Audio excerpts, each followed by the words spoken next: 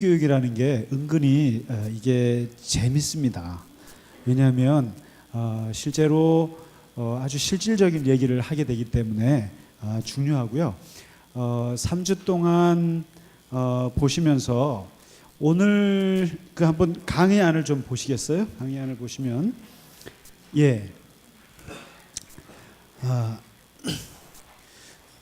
그 사실 그 목사로서 이제 안타까운 것 중에 하나는 이 집사 또 장로 권사라고 하는 직분을 받았을 때 그 직분에 대한 지식이 별로 없는 분들이 좀 있어요. 그래서 우리가 이렇게 교회에서 그런 교육 같은 걸 우리가 좀 너무 안 했나라는 생각이 들 때가 있고, 그래서 앞으로는 교회의 이런 그런 중요한 재직분들은 좀 여러분이 좀 뭐 이렇게 귀찮아하실지 몰라도 좀 그렇게 좀 챙겨야 될 것 같아요. 그래서 적어도 내 이 직분에 대한 의식을 잘 알아야 하기 때문에 그렇습니다. 그래서 오늘 한번 5페이지에 이제 오늘 1강은요 그렇습니다. 그 재직, 그러니까 직분자, 이게 영어로 말하면 disciple입니다. 사실은 disciple 되게 의외죠. 재직은 되게 딱딱해 보이잖아요. 근데 disciple, 제자, 그러니까 이제 이걸 하나님의 일꾼 이렇게 얘기하는데, 기독교인들이 이제 보통 세 가지 자기 명칭이 있습니다. 세 가지 자기 명칭이 있는데, 그게 뭐냐면 우리가 주로 강조하는 하나님의 자녀라고 하는 명칭이 하나 있고요. 자녀. 그 다음에 두 번째가 그 주님의 제자 명칭이 있습니다. 이게 자기 아이덴티티거든요. 기독교인들이 갖고 있는.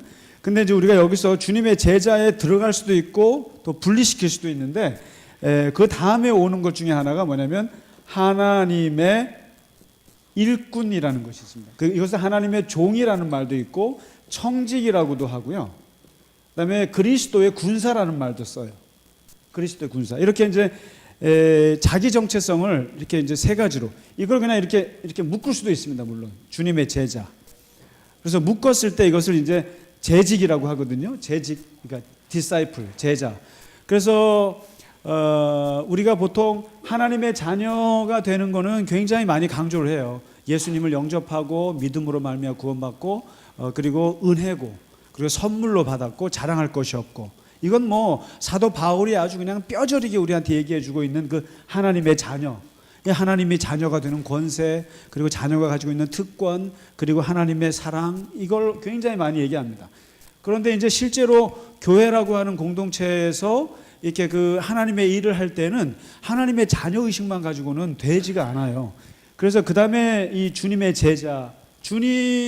제자로서 어떻게 살아갈까? 주님을 따라서 사는 모습, 이런 것들을 이제 하면서 하나님의 일이라는 것을 인지하는 겁니다. 그래서 아까 사실 이사야서가 되게 잘 보여주는 게 바로 2단계와 2단계를 두 가지를 다 보여준 거예요. 그래서 처음에는 하나님의 거룩함 앞에서 나는 누구인가, 후 문제, 내가 누구인가, 이것이 이제 질문이었다면, 그 다음에 두 번째 오는 질문이 뭐냐면 무엇을 할 것인가, what에 대한 질문이었거든요. 하나님의 그게. 그래서 이 재직은 이것이 기본으로 깔려 있고 그 다음에 이것이 되는 겁니다. 그래서 내가 누구인가, 빙의 문제라고도 하고요, 존재의 문제, 내가 누구인가, 이것과 그 다음에 이것이 된 사람들은 doing의 문제로 넘어가는 거예요. 무엇을 할 것인가. 이 기독교인은 이 두 가지가 왔다 갔다 하는 거거든요. 그래서 재직이라고 했을 때는 일단 이 얘기를 하는 겁니다. 이 doing, 무엇을 할 것인가, 이제 이 얘기인데, 먼저 여기 재직의 정의를 이렇게 보시면요, 이제 교회라는 것이 나옵니다. 교회가. 아이고, 김밥 잘 드셨죠? 이거 뒤에 가서 안 되겠다. 김밥이 너무 맛있습니다. 그래서 지금이라도 드세요, 김밥. 네. 이 재직이라는 게 탄생한 이유는, 이건 뭐냐면 공동체가 탄생한 데서 생긴 겁니다, 이게. 그러니까 이제 오늘 우리가 임명장 드렸잖아요. 근데 그 임명장에 거기에 보면 세 사람 교회 무슨 책임 목사 김상기 이렇게 안 했죠. 안 하고 그냥 세 사람 교회로 나갔어요. 이게 뭐냐면 공동체가 이제 재직을 세우는 거예요. 세우는 건데 이 공동체라는 게 뭐냐면 교회거든요.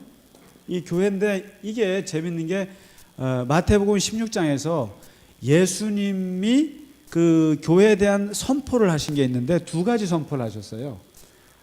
뭐냐면 첫 번째가 반석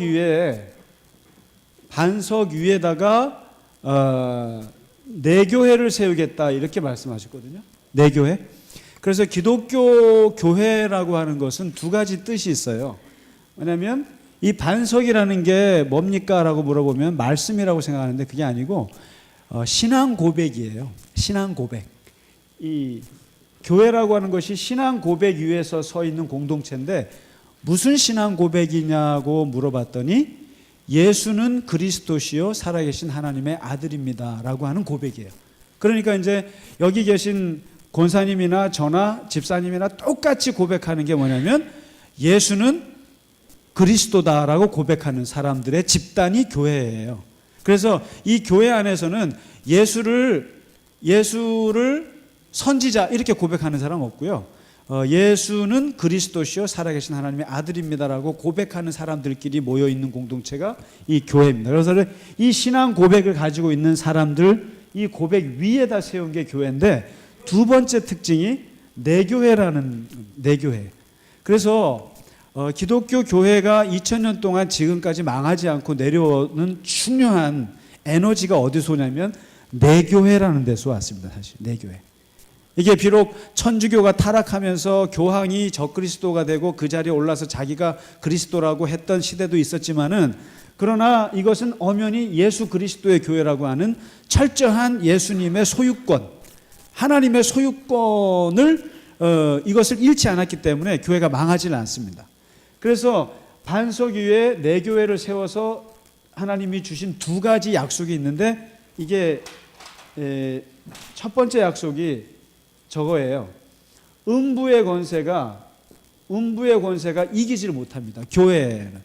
그러니까 이게 그리스도의 교회라고 분명하게 그 신앙 고백 위에 서 있는 교회들은 음부의 권세, 사탄의 권세가 이기지를 못하죠. 아무리 교회가 어렵고 갈등이 있고 뭐 힘들어도 이 사탄의 권세가 잡아먹지를 못한다라는 거고요. 그 다음에 두 번째로는 예수님이 약속하신 말씀인데 천국의 열쇠를 주셨다고 얘기를 하셨어요. 천국의 열쇠, 교회에다가 주신 거죠. 그러니까 교회가 가지고 있는 영권이라는 게 있는데 이게 굉장히 강하다는 거예요. 이게 뭐냐면 하늘과 땅을 연결하는 그 힘이 있다는 거죠. 여기서 풀면 하늘이 풀리고 여기서 잠그면 하늘이 잠기는. 그러니까 굉장히 엄청난 주도권을 교회가 갖고 있다는 거죠. 그래서 예수님이 교회에 약속하신 이건데 바로 이 교회를 사도행전에서 이제 교회가 생겨났지 않습니까? 오순절 성령 때 이제 성령이 오셔서 교회가 생겨났는데 처음 생겨난 교회가 예루살렘 교회고요. 예루살렘. 두 번째 생겨난 교회가 안디옥 교회고요. 안디옥. 이렇게 해서 쭉쭉쭉쭉 교회가 이제 생겨나기 시작했는데 교회가 생겨서 지중해 지역에 쭉 생기면서 교회가 공통적으로 하는 네 가지 활동이 이제 있어요. 이게 오늘날 교회의 네 가지 특징인데 교회는 이걸 빠뜨리면 교회가 아니에요. 뭐냐면 첫째가 다 아자로 끝나는데 캐리그마. 그냥 캐리그마. 이게 뭐냐면 이게 말씀 선포예요. 말씀 선포. 그러니까 교회가 가지고 있는 기능 중에 제일 중요한 기능 중에 말씀 선포입니다. 이게. 그래서 이제 여러분은 어떻게 보면 참 힘들어요. 이게 그 설교를 한다고 하는 것도 힘들고 또 예배 때 설교를 그 재미없는 설교를 듣는 것도 힘든 거고 다 할지 몰라도 이 전통이 없어지질 않습니다. 교회 안에서 말씀을 이렇게 선포하는 이 캐리그마, 이 사도들이 처음에 말씀을 예수가 그리스도십니다. 그가 우리를 구원하셨습니다. 그의 십자가가 우리를 구원하셨습니다. 예수 안에서 생명이 있습니다. 이 말씀을 그냥 증명하는 것이 아니라 선포하는 거거든요. 예수가 복음입니다. 이렇게 그 단언적으로 선포하는 이것은 교회가 끝까지 가져가야 될 캐리그마라고 합니다. 이것이 있고요. 그 다음에 두 번째 교회가 모든 교회들이 하는 것 중에 하나가 디다케라고 합니다. 디다케라서 이거는 말씀 교육이 있어요. 말씀. 그래서 초대교회가 한 6시간 예배를 드렸거든요. 근데 그 6시간 예배 중에 한 부분이 뭐냐면 디다케가 있어요. 그래서 구약에 있는 성경의 말씀이 오늘날 예수님께서 어떻게 이루어졌는가를 연결하면서 설명해주고 가르치는 이 교육 기능이 있어요. 교회 안에. 그래서 교회 안에서는 성경 공부가 있고 어린아이들을 가르쳐야 되고 그 다음에 구역에서 가르치고 끊임없이 계속 가르치는 게 있어요. 가르침의 전통. 그래서 교회처럼 잘 가르치는 데가 없습니다. 솔직히 말씀드려요. 교회가요. 그래서 이게 있고요. 그 다음에 세 번째가 있는데 이게 뭐냐면은 코이노니아라고 그럽니다. 코이노니아. 이게 뭐냐면 친교거든요. 친교라고 하고 교제라고 하는데 이게 사귐인데요. 굉장히 중요합니다. 교회 안에서. 그러니까 교회 안에서 사람과 사귀는 거 굉장히 중요한데 이게 그 교회의 생명력 중에 하나가 코이노니아예요. 그래서 하나님과 교제하고 사람들이랑 교제하고 그리고 성도들 교인들 간에서 서로 교제하고 말씀 안에서 나눔이 있는 거 있잖아요. 이게 교회가 제일 재밌어 하는 부분 중에 하나인데 이것처럼 또 문제가 많은 것도 없어요. 이 교제 부분을 잘못 이해해서 뭐 인간적인 그래서 이제 재직 교육할 때 이 교제의 한계 이런 것들을 설명할 수가 있는데요. 아무튼 이 교제라고 하는 것 이게 이제 교회 안에 중요한 거고 사귐. 네 번째가 있는데 그게 디아코니아라고 합니다. 디아코니아. 이게 봉사란 뜻입니다. 봉사란 뜻이고 섬김이란 뜻이고요. 선교라는 뜻도 같이 있어요. 그러니까 교회가 궁극적으로 나가는 방향은 결국 이제 섬기고 봉사해서 뭔가 바깥 세상으로 나가는 것까지입니다. 그래서 교회가 요 코이노니아까지만 끝나면요. 그냥 동아리라고 생각하십니다. 동아리. 그냥 서클.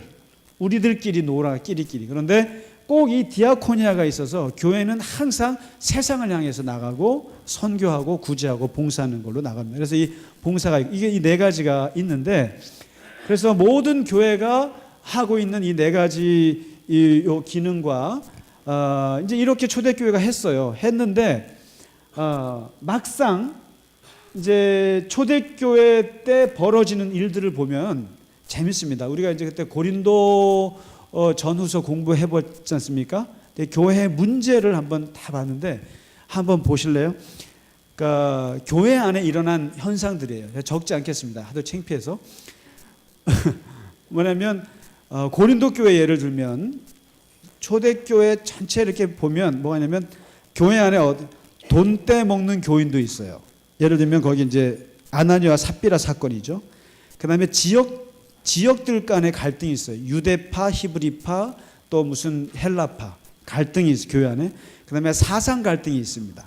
믿음이냐 율법이냐 그거 갖고 교인들끼리 싸우고 그 다음에 사역자끼리 싸우고 그 바나바와 바울이 갈등하고 마가를 데려가냐 마냐 갖고 싸우고 헤어지고 그 다음에 사색탕파 나는 바울파다 나는 뭐 무슨 베드로파다 나는 게바파다 이런 파가 있고 그리고 법정 소송도 교회 안에서 있었고 그 다음에 은사를 남용해가지고 방언 받는 사람이 너무 교회에서 시끄럽게 방언을 하고 그다음에 예언 받았다고 사람들한테 막 예언하다가 막 무리를 일으키고 이런 일들 그다음에 교회 안에 다른 복음이 들어와서 소위 말해 이단이 들어와서 교회를 완전히 그냥 뭐 이렇게 초토화하기도 했고 그다음에 이제 빈부 차별 돈 있는 사람은 스테이크 먹고 돈 없는 사람은 김밥 먹고 아닙니다. 돈 많은 사람은 김밥 먹고 돈 없는 사람은 스테이크 먹고 이런 제가 말 잘못했습니다.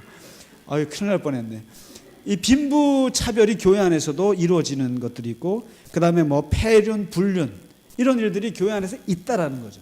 그러니까 이제 교회가 이게 2000년 전이나 지금이나 사실상 교회는 2000년 동안 오면서 그러한 이러한 귀한 일들을 함에도 불구하고 동시에 또 한 면에서는 굉장히 어두운 면이 교회 안에서 있어요. 그래서 교회가 어려울 때 색다를 게 없어요. 사실상 새로울 게 없어요. 다 교회 안에 있을 수 있는 일들이에요. 사실 있는데 그래서 이러한 문제들을 이게 계속 이렇게 가야 되나 너무 혼란스러운 거죠. 그래서 이 문제들로부터 뭔가 좀 질서 있는 교회, 좀 효율적인 교회, 또 하나님의 일을 제대로 하는 교회를 만들기 위해서 세워진 게 재직입니다. 그게 바로 재직의 등장이에요. 그래서 바로 이 2번입니다. 재직을 왜 세우는가? 교회 문제 때문에 세운 거예요, 사실상. 예를 들면 예루살렘 교회가 잘했거든요. 아주 뭐 신났지만 그 안에서도 구제 문제 갖고 싸웠어요. 그러니까 유대파 과부들이 소외를 당하니까 헬라파 사람들이 화가 난 거예요. 그러면서 이래 갖고 되겠느냐? 그리고 사도들이 그냥 말씀도 전하고 기도도 하면서 또 구제도 해야 되니까 밥상들 차려야 된다면 매일 같죠. 그러니까 이게 아닌 것 같아요. 그러니까 그때 이런 문제를 해결하기 위해서 7 집사를 세우면서부터 재직이 시작합니다. 신약에서. 그래서 재직이라고 하는 것은 교회의 문제를 해결하고, 두 번째는 좀 더 효율적이고 질서 있는 교회를 만들기 위해서 재직이 발생했다는 것을 말씀드리고요. 그리고 사도 바울이 바로 오늘 정리를 잘하고 있습니다. 에베소서 4장 12절에 왜 하나님이 우리에게 직분자로 주셨는가? 3가지 목적이 있다라는 거죠. 3가지가. 첫째가 개인의 성화를 위해서 그렇습니다. 개인의 성화. 그러니까 왜 내가 그냥 자연인으로 살다가 그냥 가면 좋은데 왜 굳이 집사라는 것을 주는가? 또 왜 장로라는 직분을 받는가라고 하는 것은 그 직분이 주는 자기 성화 기능이 있어요. 왜냐하면 그 직분이 없으면, 그 멍에가 없으면 사람이 뭐랄까요? 그냥 자유롭게 사는 거죠. 그런데 목사라는 멍에를 쓰면 그것 때문에 열심히 살아요. 그래서 여기서 성도를 온전케 하기 위해서, 그래서 이 직분을 받은 사람들은 그 직분에 합당한 생활을 하기 위해서 끊임없이 노력을 하게 되어 있습니다. 그래서 온전케 되는 거고요. 그 다음에 2번째가 봉사일을 시키는 겁니다. 이게 참 재밌어요. 역시 사람은 몸으로 봉사를 해야 하나님을 더 깊이 이해할 수 있습니다. 그러니까 절대로 집에서 TV를 보면서 예배를 드리고 하는 것은 절대로 이게 신앙이 자랄 수가 없어요. 절대로. 그래서 이 신앙은 몸으로 움직여야 되는데 오늘 사도 바울이 봉사 일을 함으로써, 그래서 예를 들면 뭐 주차 봉사라든지 아니면 뭐 음식을 만드는 거라든지 이렇게 뭔가를 하면서 사람이 거룩해지는 것이지 그것이 없으면 안 된다. 그래서 직분자를 세우고요. 그 다음에 마지막이 이 직분자들을 통해서 교회의 몸을 세웁니다. 그래서 직분이 튼튼하면 튼튼할수록 재직자들이 훈련을 잘 받아서 그분들이 잘 자기 역할을 하면 교회가 튼튼해지거든요. 교회가. 그런데 이제 이 재직자들이 약하면 교회가 약한 겁니다. 그러니까 실제로 새신자들이 아무리 거룩한 분들이 와도 필요 없어요. 의미가 없어요. 별 의미가 없어요. 중요한 건 그 안에 있는 재직자들이 얼마나 탄탄한가가. 그래서 지금 그러잖아요. 그리스도의 몸을 세우기 위해서. 그래서 재직자들은 교회 공동체 유익을 위해서 합니다. 그래서 사실은 이 재직 중에 항존직 재직이 있고 그 임시 재직이 있거든요. 근데 이제 그 항존직, 그러니까 이거를 받는 순간 죽을 때까지 가셔야 되는 거예요. 그게 뭐냐면 교회 안에서 이제 목사,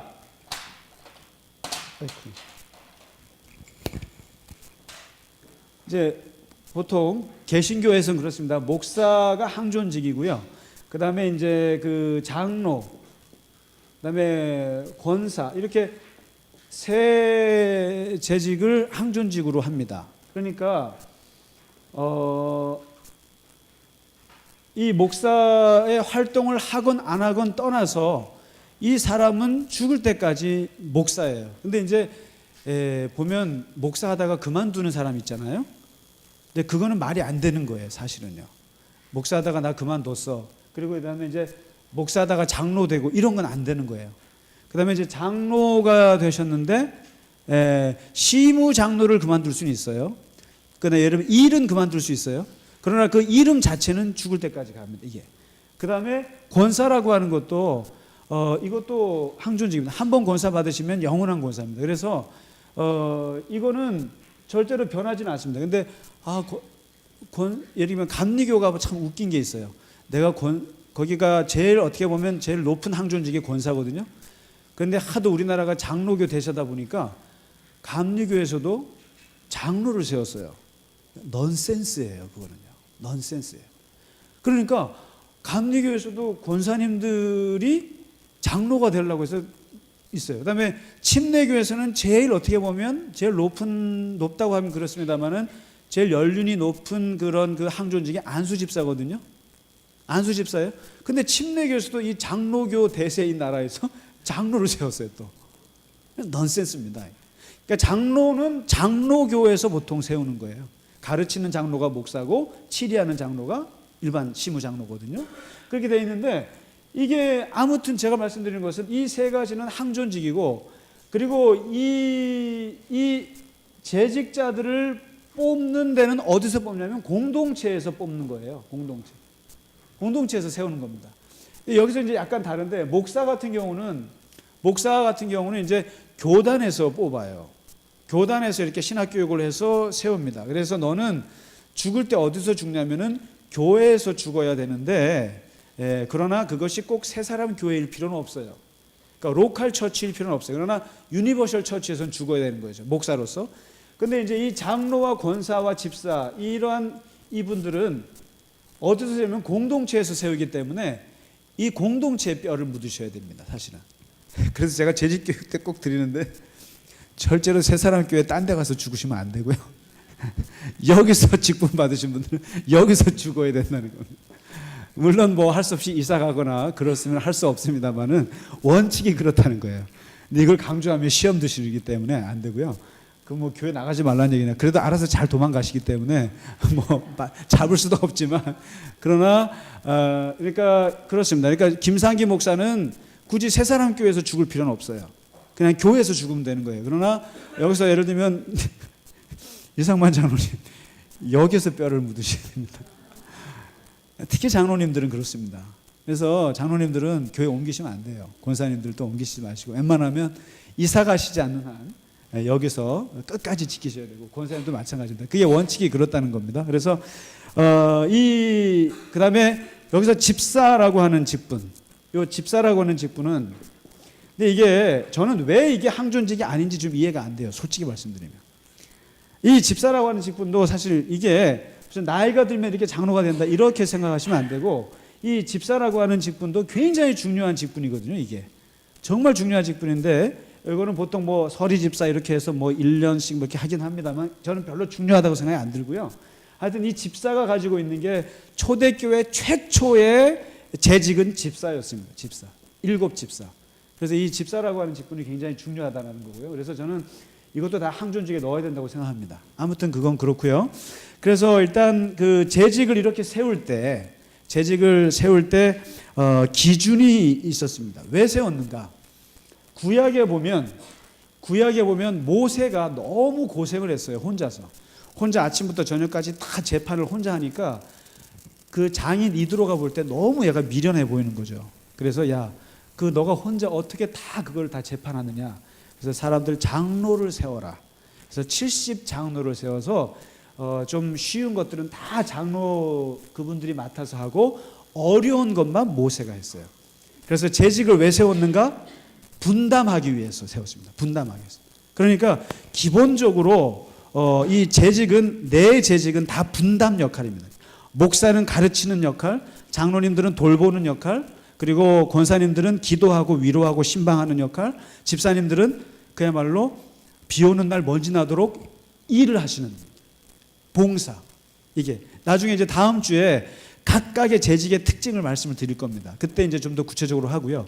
그래서 이 네 가지의 직분자들이 역할을 분담해서 효율적으로 하기 위해서 구약에서 생겼고요.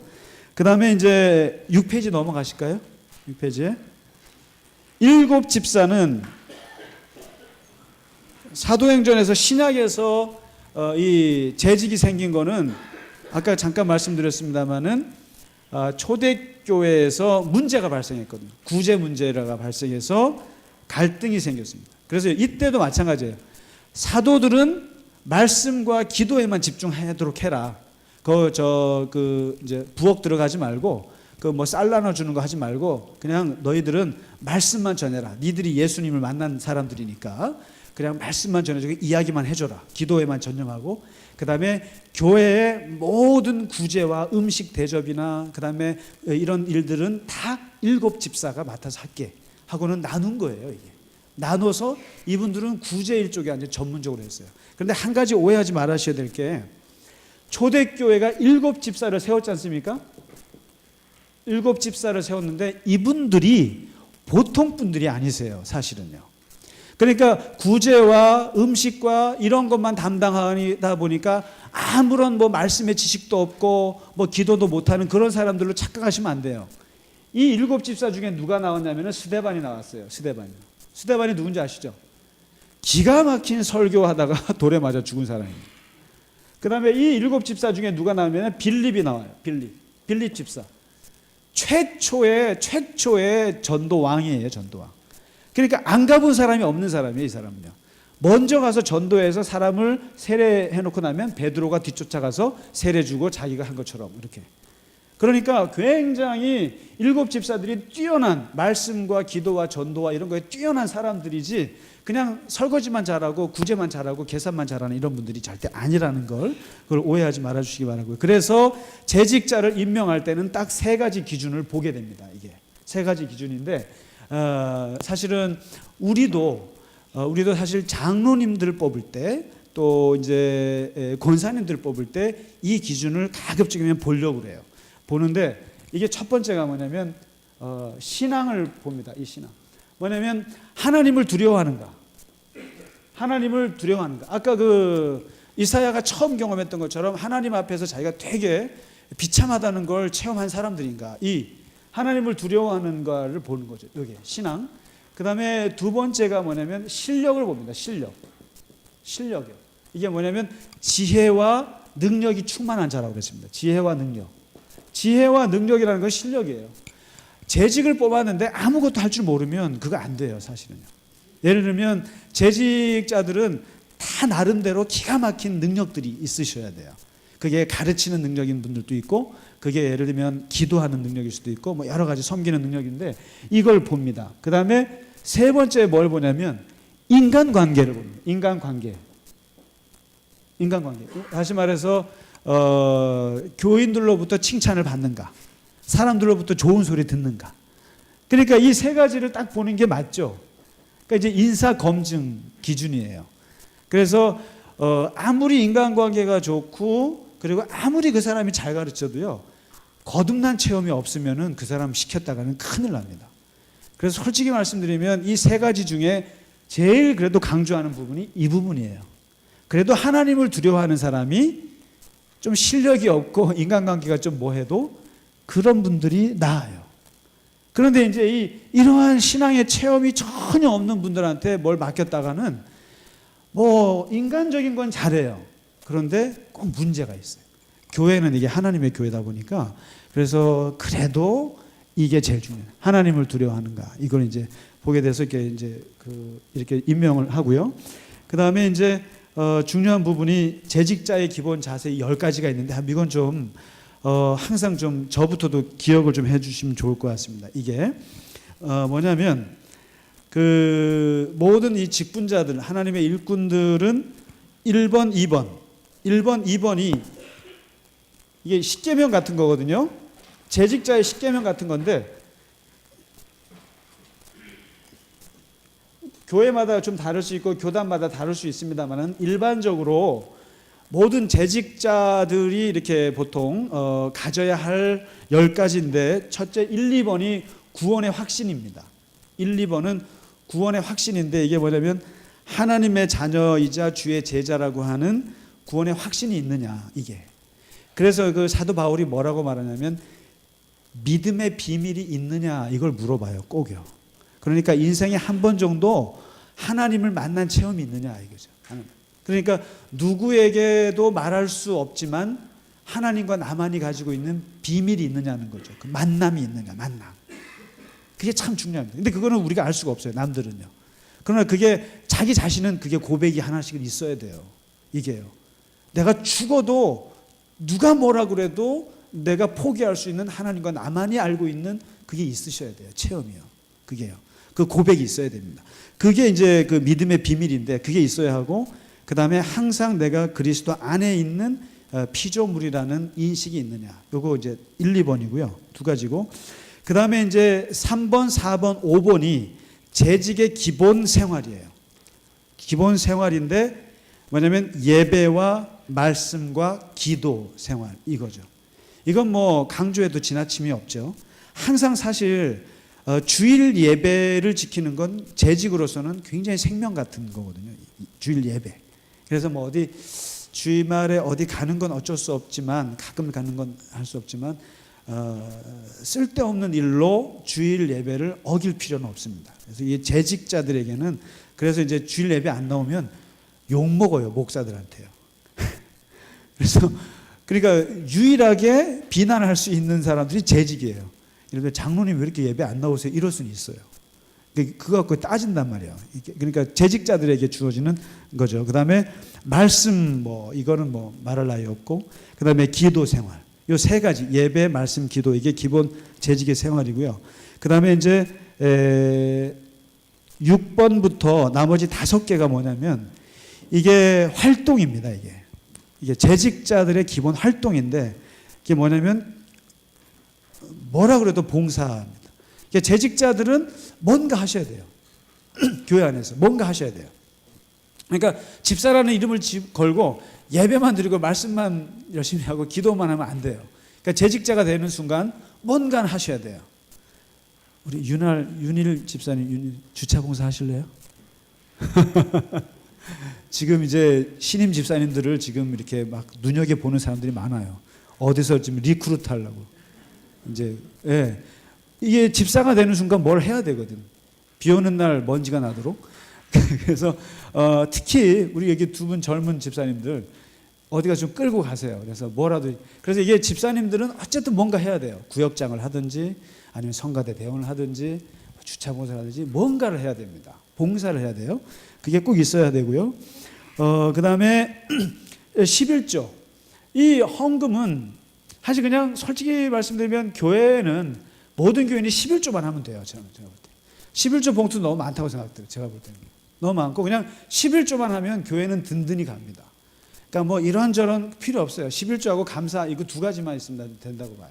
그러니까 이 재직이라고 하는 것은 이 돈에 대한 부담 가지셔야 됩니다. 헌금에 대한 부담. 이게 이제 오게 되고요. 그 다음에 이제 뭐 일터에서 그리스도의 제자의 삶을 산다. 이거 당연하고, 그 다음에 중요한 게 은사를 절대로 가볍게 생각하시면 안 됩니다. 굉장히 잘 가르치는데 내가 입만 열면 말을 하면 사람들이 쏙쏙 듣는데 그런 재능을 가진 사람들이 왜 재직을 받고 나서 교사를 안 하는지 이해를 못해요. 그리고 뭔가 음식을 그렇게 잘 만드는데 왜 그거를 왜 썩히냐는 거죠. 노래를 잘하는데 왜 성가대 들어가지 않으며, 왜 사람들 주차봉사 잘하는데 주차봉사를 하지 않으며, 예? 주차봉사 이번에 엄청 늘어날 것 같은데. 그렇습니다. 그러니까 자기가 가지고 있는 은사를 절대 가볍게 생각하면 안 되고, 이게 이제 봉사랑 연결돼야 된다는 거고요. 그 다음에 뭐 마지막은 한 교회 모이는 걸 굉장히 즐거워해야 되고, 재직은요. 그래서 뭐 하다 보면 힘들면 교회가 다니기도 싫겠습니다만은 그래도 기본적으로 재직은 교회가 좋아야 됩니다. 그러니까 교회 가면 재밌고요. 교회 가면 그래도 교인들하고 싸우고 와도 뒤돌아가면 즐겁고 또 가고 싶고, 이게 재직들은 그렇습니다. 교회가 참 재밌는 곳이에요, 정말로. 그래서 이런 이 10가지 기본 자세라는 게 있습니다. 그래서 좀 기억해 주시면 좋고요. 그리고 이제 뭐 재직을 위한 준비, 뭐 말씀, 기도 뭐 다 있습니다만 요거는 그냥 넘어가도록 하고요. 여기서 중요한 것 중에 하나가 이 기도 훈련할 때 기도를 어떻게 하면 잘할 수 있을까 할 때 다른 거 하지 마시고 중보 기도를 좀 하세요. 그러니까 기도는 솔직히 말씀드리면 시간과의 싸움이거든요. 그러니까 그래도 기도를 한번 앉으면 30분은 좀 해야 된단 말이에요. 30분, 40분 좀 그래도 좀 길게 갈 때 그 기도에서 오는 그 체험이 있단 말이죠. 나름대로. 이게 근데 솔직히 말씀드리면 5분 기도 이런 거 말고요. 한번 쭉 할 때, 근데 그 기도를 오래 하는 중요한 것 중에 하나는 중보 기도예요. 그러니까 중보 기도, 그러니까 예를 들면 구역장을 맡으셨잖아요. 그러면은 목요일 날 조찬 기도에 오셔가지고 다른 거 하지 마시고 구역원들 위한 기도를 하셔야 돼요, 사실은. 그리고 이제 교사는 자기가 맡은 교사 아이들, 그 다음에 뭐 예를 들면 연령별 회장님이시다 그러면은 항상 목요일 날 새벽 기도 오셔서는 내 연령별 회원들 놓고 기도해야 되거든요. 그러니까 중보 기도를 하다 보면 기도가 늘어나요. 그리고 자기 기도는 거기에 묻혀서 그냥 자연스럽게 해결되는 경우가 굉장히 많습니다. 이건 제가 아주 체험적으로도 말씀드릴 수 있는데 중보기도처럼 우리의 기도를 깊게 하는 게 없거든요. 그래서 항상 보면 재직자들은, 그러니까 예를 들면 저 같은 경우도 그렇습니다. 그러니까 수요일 날 중보기도 할 때 교회 전체적인 기도를 한단 말이죠. 하게 되고 이게 결국 시간이 길어지게 되고 길어지면 기도는 깊어지게 되어 있습니다. 그래서 이런 그다음에 여기 사랑 훈련이라고 되어 있는데 이게 사실 긍휼 훈련입니다. 긍휼. 공감하는 훈련인데 이게 뭐 사람이 아픈데도 아무 느낌이 없는 거 굉장히 나빠요. 그리고 뭐 사람이 고통하는데도 뭐 그래? 병원 가봐 이러면 안 되죠. 그러니까 이제 이 재직자들을 교회에서 딱 봤을 때 왜 지금 4가지 얘기했지 않습니까? 말씀, 기도, 그다음에 긍휼, 그다음에 지혜. 이 4가지를 얘기한 이유가 다른 게 아니고 세교우들이나 세상 사람들이 딱 재직자들을 봤을 때 이 4가지가 갖추어져 있느냐를 보는 거예요. 왜냐하면 장로님을 뵀는데 장로님 말씀 지식도 충만해요. 그리고 그 말씀을 굉장히 쉽게 가르치기도 하시고, 그 다음에 이렇게 식사 기도나 뭐 기도 부탁하면 기도도 잘 하셔요. 좋습니다. 근데 이것만 여기에서 뭐가 가냐면 뭘 말을 하면 다 공감해 주셔. 다 공감해 주시고, 아픈 얘기하면 아파하시고, 즐거운 얘기하면 즐거워하시고, 어쨌든 그게 뭐 속이 억지로 하는지 몰라도 사람들이 느끼기에 공감해 주는 것 같아요.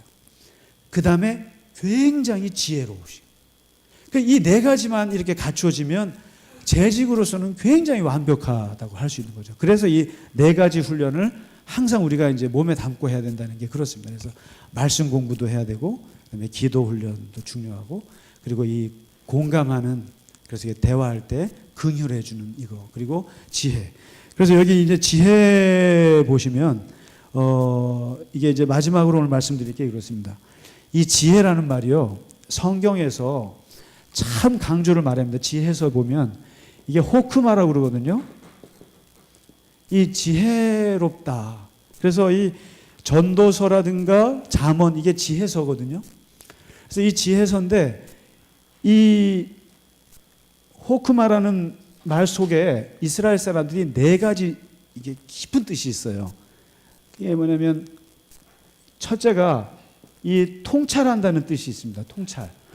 그래서 사람이 이게 지혜롭다고 얘기를 하면요, 이 지혜로운 사람들 속에는 뭐가 있냐면 어떤 사태가 벌어지면 그 사태의 본질이 뭔지를 탁 꿰는 분들이 있어요. 이게 지혜로운 겁니다.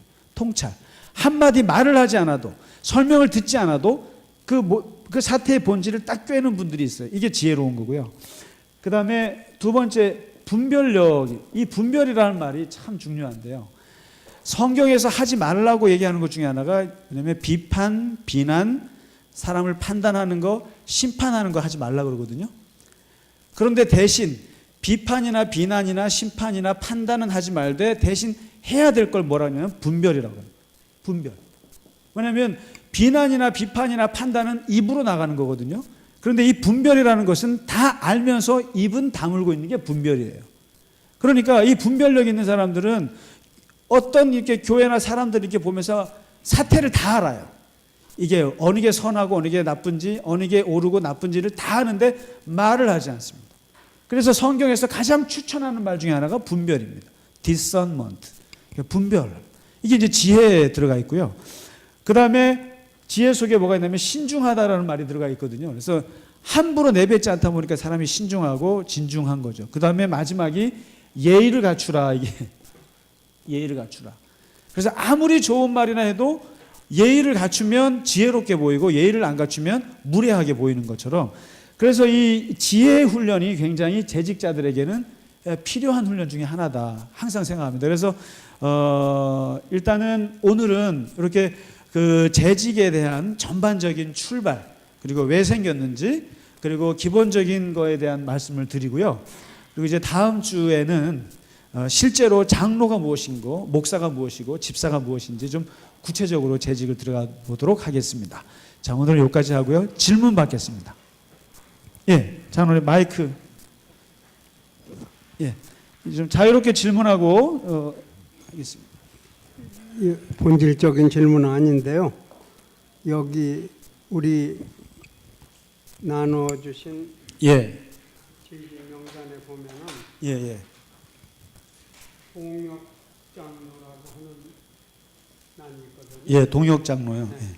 그런데 이 계직 특강 여기에 보면은 아, 좀 다른- 사역장로라고 썼어요. 예, 예, 예. 그거 어느 것이 조금 맞는지. 하면서 자료가 좀 왔다 갔다 하다가 적어 드렸습니다. 동역 장로가 맞습니다. 예, 예, 예. 좋은 지적이십니다. 네. 예, 우리 한희성 안수 집사님. 네. 예, 예, 예. 항정직으로 저기 예. 들었는데 예, 예, 예, 예. 지금 목사님 말씀에는 안수 집사 말씀이 없고 항정직인지 그거를 좀 안수 집사 정확히 말씀드릴게요. 제가 아까 잠깐 설명드렸습니다만은요. 이게 참 우리나라는 참 재밌는 나라인 것 같아요. 정말로. 이게 장로는요. 장로교에서 목사를 도와서 함께하는 동역자고요. 그다음에 권사는 감리교에서 목사와 함께 그 세운 가장 어떻게 보면 경륜이 있는 거고요. 그다음에 침례교에서 항존직으로 생긴 게 안수 집사예요. 안수 집사. 그래서 사실 원래 교단마다 자기들의 그게 있었어요. 그런데 이 장로교 대세인 대한민국에서 이게 다 밑으로 내려와 버렸어요. 그래서 이제 우리 교회는 이게 다 있습니다. 다 있어요.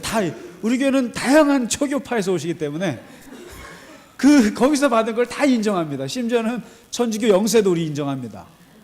네, 그래서 그러나 분명한 것은 안수 집사도 이게 항존직인데 이게 개신교로 들어오면서 뭐가 문제가 되냐면 장로로 가기 위한 전 단계로 안수 집사 개념을 이해를 해버렸어요. 그러니까 안수 집사회에서 여기서 이제 이게 추천받아서 장로가 되는 거예요. 그러니까 이게 항존직이 아니게 돼버린 거죠. 원래 이거는 항존직이에요. 안수 집사는요. 예. 근데 여의도 순복음교회에 계셨던 분 아시죠? 안수 집사회에서 주로 장로가 추천돼서 올라가죠. 그러니까 그거는 항존직이 안 됐던 거죠.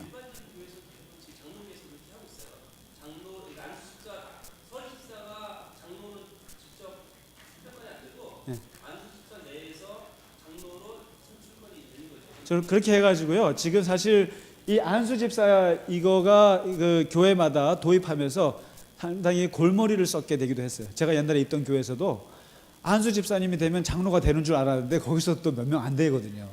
그러니까 아주 이게 그래요. 그래서 좀 그런 거 있습니다만은 항존직이라고 할 수 있죠. 그리고 그러나 모든 재직은 다 항존직입니다. 근본적으로 따지면. 예. 예. 그렇다고 해서 오늘 임명받으신 이진아 집사님이 내년도에 또 이렇게 그 서리 집사라고 1년 임명한다고 하더라도 그 집사 직분은 어디로 가는 거 아닙니다. 그러니까 항존직이라고 생각하셔야 될 겁니다. 예, 예. 네. 혹시 또 질문 있으시면 예. 네. 예, 수고하셨습니다. 다음 주에 뵙도록 하겠습니다. 수고 많으셨습니다. 네.